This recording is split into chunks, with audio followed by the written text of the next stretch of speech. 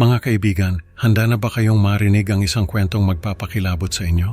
Sa video na ito, ibabahagi ko ang kwento ni Lily at ang kanyang pamilya na lumipat sa isang lumang bahay sa Batangas kung saan nagsimula ang kanilang bangungot. Habang ini-explore ni Lily ang bahay, natagpuan niya ang isang misteryosong teddy bear na pinangalanan niyang Bantay. Ngunit ang tunay na takot ay nagsimula nang makilala niya ang mga maliwanag na mata, mga nilalang na nagkukunwaring mga bata.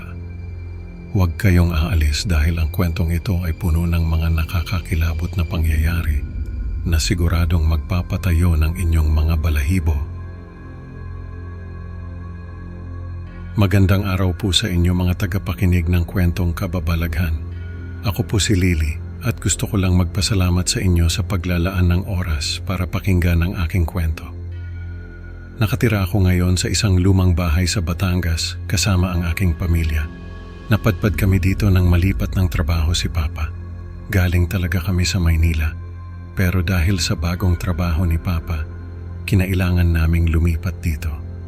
Medyo naninibago pa kami sa bagong kapaligiran, lalo na't kakaiba ang dating ng bahay na ito. Malaki siya at tila puno ng mga alaala ng nakaraan, pero halos walang laman. Ang mga kahoy na sahig ay lumalangit-ngit sa bawat hakbang at ang mga bintana ay natatakpan ng makakapal na alikabok. Ang araw ng paglipat namin sa lumang bahay sa Batangas ay mainit at nakakapagod. Ang bahay ay malaki at tila puno ng mga alaala ng nakaraan, ngunit halos walang laman. Ang mga kahoy na sahig ay lumalangit-ngit sa bawat hakbang at ang mga bintana ay natatakpan ng makakapal na alikabok. Habang nag-aayos ng mga gamit, iminungkahi ni Mama na maglibot-libot ako sa bahay upang magpalipas ng oras. Sa aking pag-iikot, natagpuan ko ang madilim na basement at attic. Pareho silang hindi kaaya-ayang pasukin, parang may mga matang nagmamasid sa akin mula sa dilim. Lily, mag-ingat ka lang ha, huwag kang pupunta sa mga lugar na madilim, sabi ni Mama habang inaayos ang mga kortina. Tumango ako at nagpatuloy sa pag-e-explore. Sa bawat silid na pinasok ko, nararamdaman ko ang bigat ng mga alaala ng nakaraan. Parang may mga anino sa bawat sulok na nagbabantay. Sa isang sulok ng attic, nakita ko ang ilang lumang laruan. Isa sa mga ito ay isang teddy bear na kulang ang isang mata. Kinuha ko ito at itinago mula kay Papa. Hindi ko alam na ang simpleng laruan ay may daladalang misteryo. Isang hapon naglakad-lakad ako sa kalapit na gubat.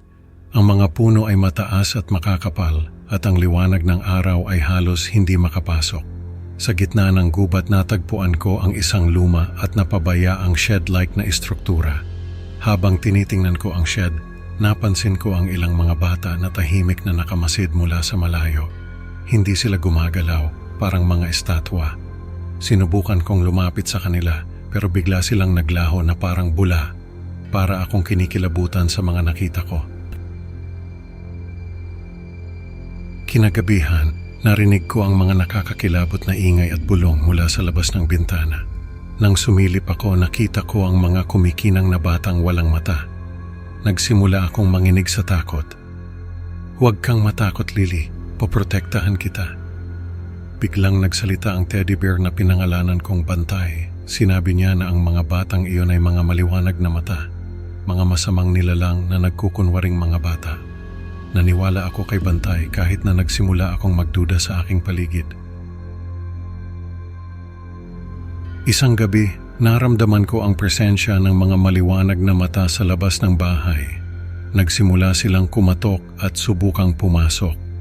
Lily, kailangan mong kunin ang susi mula sa basement upang masiguro ang ating kaligtasan, utos ni Bantay. Sa kabila ng takot, palihim akong pumunta sa basement. Bawat hakbang pababa ng hagdan ay parang may mga matang nagmamasid sa akin.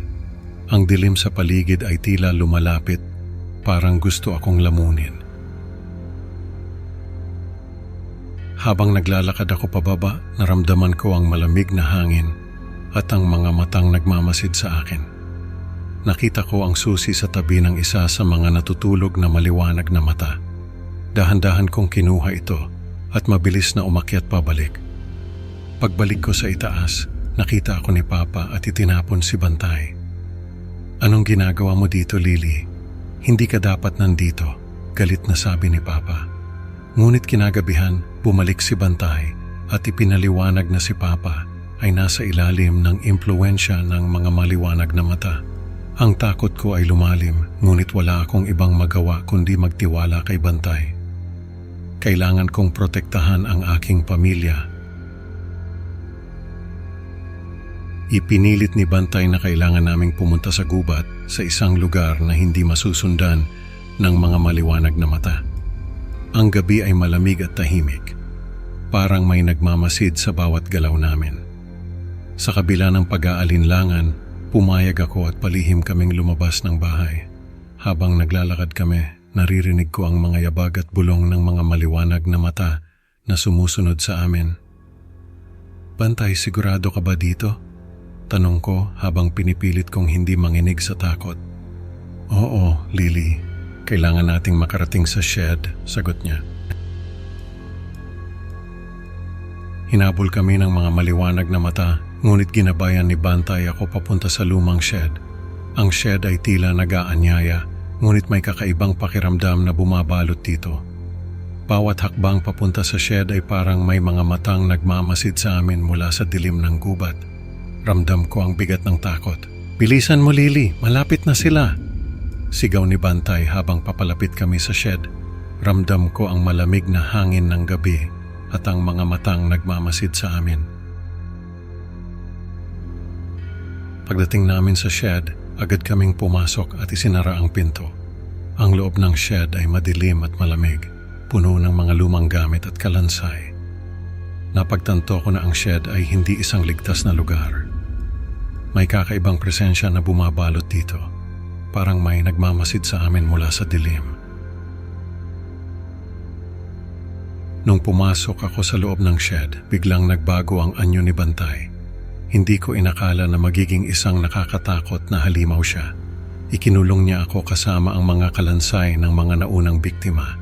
Grabe, ang dami nilang mga kalansay dito, parang mga multo na humihingi ng hustisya.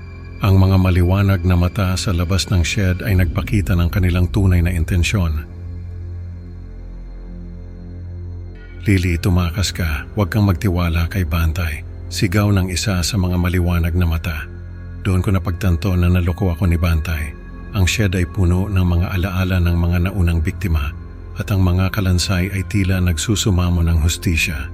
Nagsimula akong maghanap ng paraan upang makatakas, pero ang takot ay patuloy na bumabalot sa akin. "Hindi ka makakatakas, Lily," bulong ni Bantay habang papalapit siya sa akin. Ramdam ko ang malamig na hangin ng kanyang hininga sa aking batok. "Tulungan niyo ako," sigaw ko habang sinusubukan kong buksan ang pinto ng shed. Pero ang pinto ay tila nasarhan ng isang hindi nakikitang puwersa.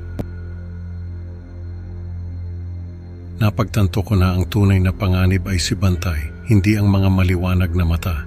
Habang papalapit si Bantay ng mapanganib, naramdaman ko ang takot na bumabalot sa buong katawan ko. "Lily, kailangan mong labanan siya," sigaw ng isang maliwanag na mata mula sa labas ng shed. Pero huli na ang lahat. Ang dilim ay bumalot sa shed at ang mga sigaw ko ay nawala sa hangin ng gabi. Ang huling bagay na narinig ko ay ang nakakatakot na tawa ni Bantay. Iniwan ako ng mga maliwanag na mata ng huling babala, pero wala na akong magawa. Ang takot at pangamba ay bumalot sa akin, iniwan akong walang katiyakan sa aking kapalaran. Ang kwento ko ay nagtatapos sa isang nakakakilabot na pag-unlad. Iniwan ng mambabasa sa isang malalim na takot at pag-aalala sa aking kapalaran. Ang dilim ay tuluyang bumalot sa shed at ang aking mga sigaw ay naging bahagi na ng hangin ng gabi. Mga kaibigan, natutunan natin na hindi lahat ng mukhang kaibigan ay totoo. Salamat sa pakikinig. Huwag kalimutang mag-like at subscribe para sa mas marami pang kwentong kilabot. Hanggang sa susunod, at tandaan, mag-ingat sa mga laruan na may lihim na buhay. Paalam.